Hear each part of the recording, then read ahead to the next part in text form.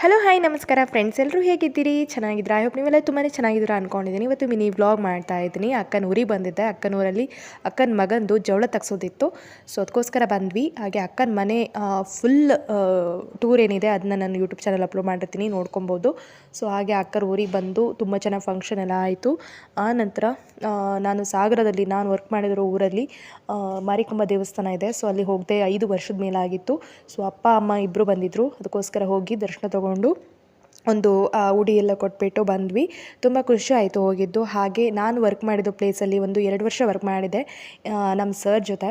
So ತುಂಬ ಅಂದರೆ ತುಂಬ ಒಳ್ಳೆ ಸರ್ ಅಂತಲೇ ಹೇಳ್ಬೋದು. ಇದರ ಬಗ್ಗೆ ನಾನು ಯೂಟ್ಯೂಬ್ ಚಾನಲಲ್ಲಿ ಆಲ್ರೆಡಿ ಅಪ್ಲೋಡ್ ಮಾಡಿರ್ತೀನಿ, ಹೋಗಿ ಅಲ್ಲಿ ನೋಡ್ಕೊಬೋದು.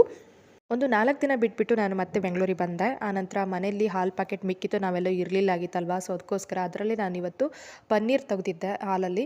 ಅದನ್ನು ಇವತ್ತು ಪಾಲಕ್ ಪನ್ನೀರ್ ಮಾಡೋಣ ಅಂತ ಹೇಳ್ಬಿಟ್ಟು ರೆಡಿ ಮಾಡ್ಕೊಳ್ತಾ ಇದ್ದೆ. ಸೊ ಇದ್ರ ರೆಸಿಪಿ ಬಂದುಬಿಟ್ಟು